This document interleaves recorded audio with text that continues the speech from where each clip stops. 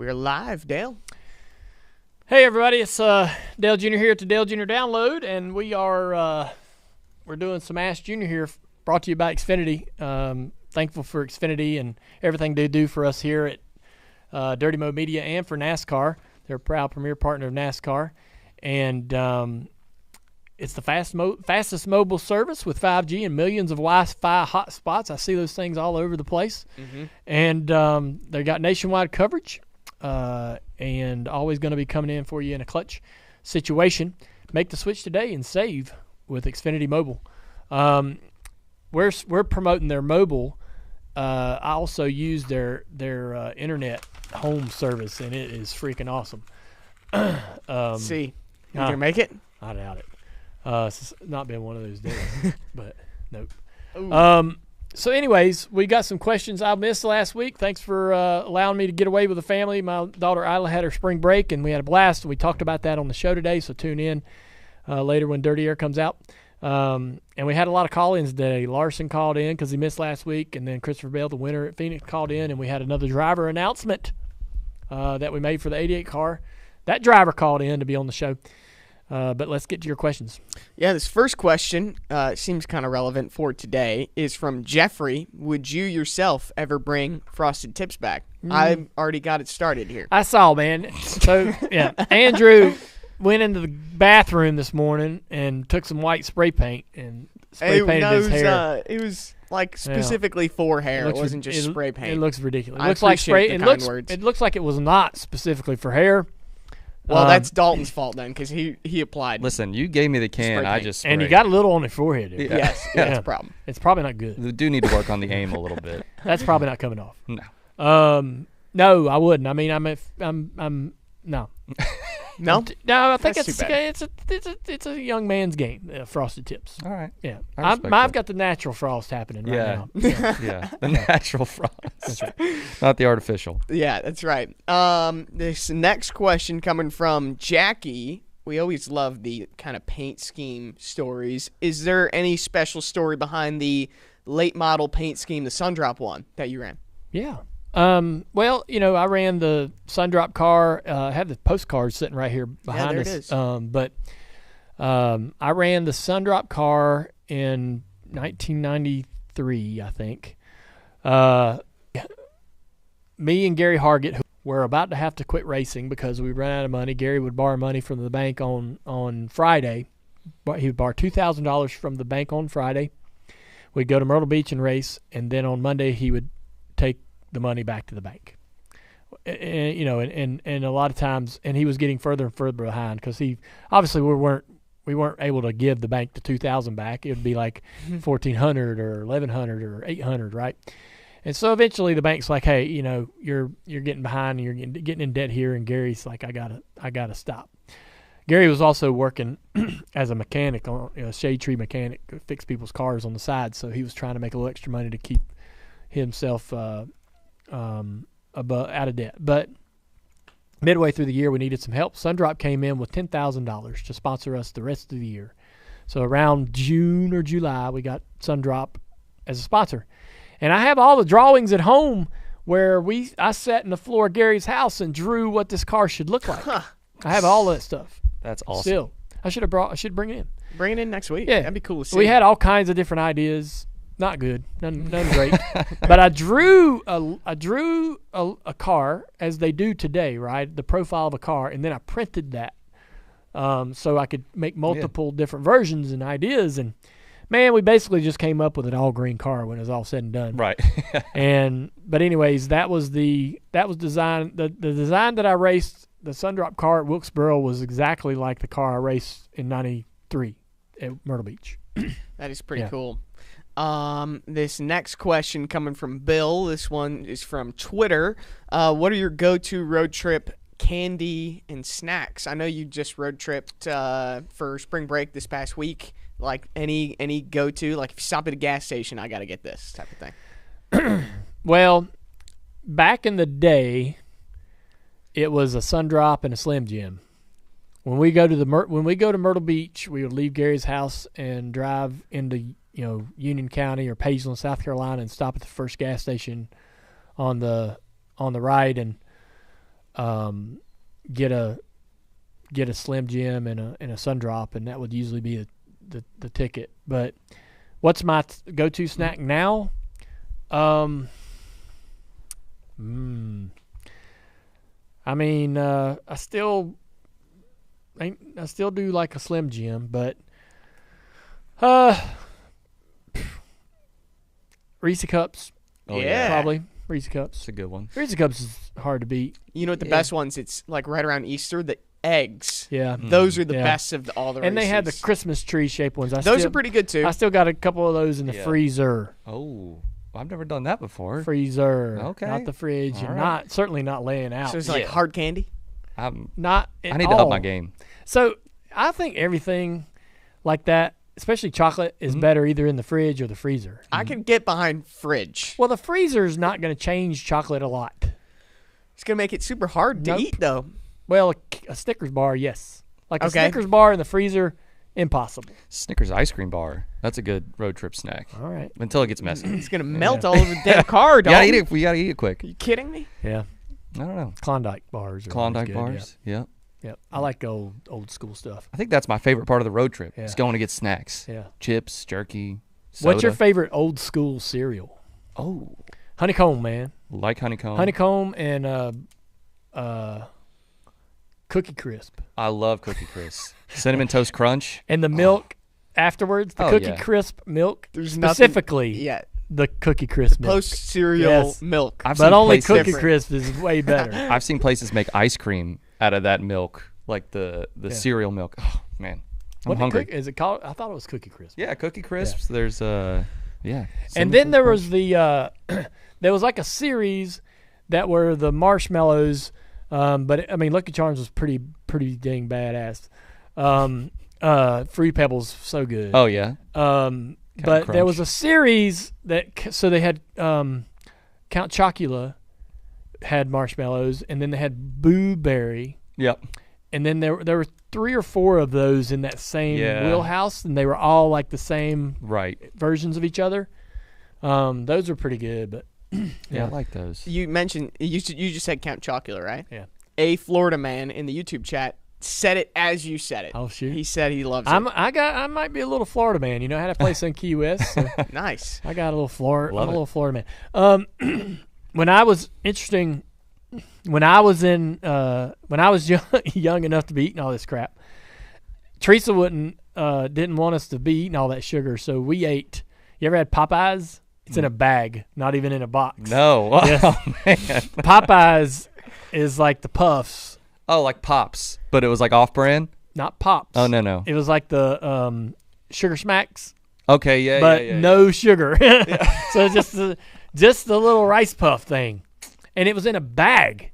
Yeah. I feel like the bag cereal was Oh never my the move. gosh! Yeah. Yes, and it was bland as hell. And so we didn't have any sugar, but we had Equal. And so, boy, I was dumping the Equal, which is probably really bad. Yeah. Yeah, I was pouring the Equal in the Popeyes. That was my The childhood. blue packets. Yeah. Freaking awesome. Yeah. Next question. Yes. Next question. Sounds like an awesome Oh, it's childhood. terrible.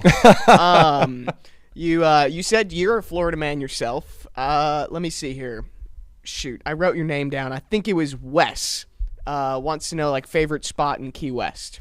Oh man, I love this question. We have not covered this before. I'm surprised. Yeah. Maybe we have. Yeah. Yeah, it popped up in the YouTube chat. So there was a place called Grunts. It's now called Hank's. Grunts or Hank's is this little kind of a shack. You can sit inside. There's probably about 10 stools. Really frosty mug, cold beer. They got live music out front, and in the back is a food truck that's an Airstream called Garbo's, and it was on diners, dives, and drive-ins. Yeah, I'm not yeah. sure if I got the order right, but it was, and it's also won some awards locally in Florida for their food. But the Garbo's food truck, amazing food, and then obviously Hank's, it was Right. called Grunts, now Hank's. That's my favorite spot to go to, and it's about a half a block off of Duval. But there's a place called Shots and Giggles. Wow. Little house, another half a block and a half off Duval, called Shots and Giggles. And they have a little wine room too. But we would sit at the bar and drink beer, and they got I signed a thing for them in there. They got hung on the wall. But we loved going to Shots and Giggles. Captain Tony's. I got a stool in there. I used to go in there a ton. And then I come in one day and dude's like, "We got you a stool, man. That's awesome. You've earned this, the stool." I was like, "Oh, this is like I finally made it." But I like them. I like that place because it's old school. Certainly been around forever, and canned beer. Just a fun place to go. And every time I go to Key West, we try to land around lunch and go directly to the Half Shell Raw Bar. And the Half Shell Raw Bar has the best buffalo shrimp that I've ever ate in my life. Dang. And ever will eat in my life. There will starving. never be buffalo shrimp as good as what they have at the Half Shell Raw Bar. And, of course, the oysters are amazing. You like oysters? Yeah. Oh. But I have to go – I have to have lunch there for that. Okay. All right. And if you want the best meal, hands down, like if you're going to go to dinner, Blue Heaven. It's magical, man. It's amazing. Great food, great atmosphere, amazing vibe. It's a must kind of do thing down there if you're going to go to have dinner. I could sit here and name places, and I'm going to be disappointed that I left a few off when it's all said and done. Yeah. Schooner Wharf. They've got a tuna taco appetizer. Dude, it is insane. It's so simple. It's stupid, but it's very good and goes perfect with your beer. They got a Touch Tunes on the jukebox on the wall. A lot of live music there, but Schooners has been around for a long time, and it's an easy place to sit at for hours. There's not a bad bar in Key West, and I love to go down there as often as possible. I'm going to make I make a trip annually, if not more. Right. Well, I appreciate you narrowing that down to your. Yeah. The YouTube chat. Tom says he loves Hanks. Pamela says she's seen your stool. Yeah. Which is pretty awesome. And I guess Spencer in the YouTube chat, poor guy. He says his ex-wife is from Key West, so I don't think he has many good memories. He won't be going back. Well, maybe Key West is sometimes. When I say Key West, I mean Old Town. I mean Duval Street. Yeah. Right. Some people say Key West, and they mean Marathon and all of it, right? Yeah. Everything below Homestead. But when I hear the word Key West and somebody saying been to Key West, I'm like, Duval Street, yes, Duval. That's Key West to me. Yep. The rest of them are that's the Keys, I guess. But Right. I don't know. I've been there. Yeah. Forever ago. I've not been there. God, it's so much Bucket Yeah, it's list. cool. It is bucket list. Yeah. My dad Yeah. loves Key West. Every time that I get ready to go, and I'm like, we're finally going to really go. It's hard not to want to take everybody. It's hard not to want to invite everybody that you can invite to go down there because you know it's going to be a blast. And I will also say, outside of getting married and having kids, one of the biggest surprises and greatest feelings that I ever had, this ranks right up there with winning the Daytona 500, was when we had Cole Swindell in here in the studio. And Amy and them walked in and surprised me and said, "Hey, man, we're going to Key West for your birthday." And I was like, "We are?" That made me really happy. And then when they said, that's what I want I wish that would happen every single day. Yeah, that'd be awesome. That one thing. Well, guess Somebody where we're walk in the going right room. after that. Yeah. No, don't lie. Yeah. Somebody needs to walk To in find the my room. keys. If you want to make me happier than anything, walk in the room and say, "We're going to Key West, and we're going right now." Wow. That's all I need to hear. But, that was amazing. That's awesome. We had so much fun. That sounds like a lot of fun. Yeah. Well, good stuff today on Ash Jr. All right. Thanks for there's some great questions. Yeah. Now we all want to go to Key West. Kidding. Not sure if that's what we needed to do for the rest of the day. Wish we were Yes. there. Yeah, being disappointed. Anyways, thanks for all the great questions. Hope everybody's doing well out there. Hope you enjoyed Ryan McGee last week hosting the show. And appreciate everybody that tuned in to listen to that. We've got a great guest this week. And so I'm let's see. Is he here? He is here. He is here. All right, so we're going to get to that.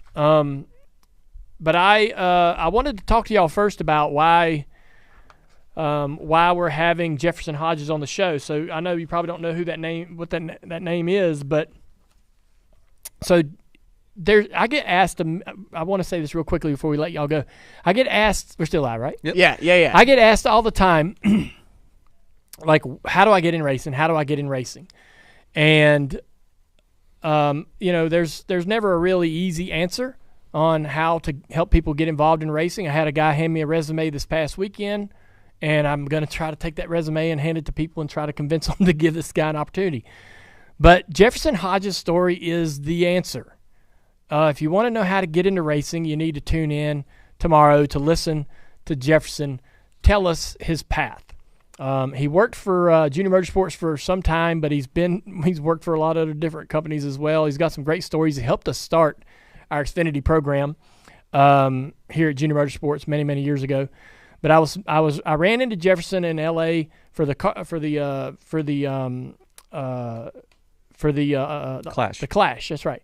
And so I was at this dinner with some friends and talking to Jefferson, and I was thinking, I need you on the show.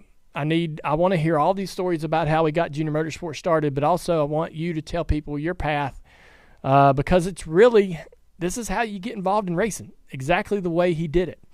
And it'll tell you the level of commitment and determination and sacrifice that it's going to take. It's not just turn in a resume and hopefully you get a job and land that job and then off you go.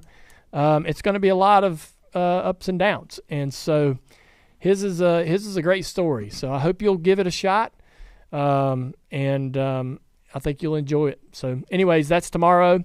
Later today, Dirty Air will be out. Hopefully, you're enjoying all the content on Dirty Mo Media this week, and we'll all be tuning into Bristol to see what happens on Sunday. We'll see you. Awesome. All right.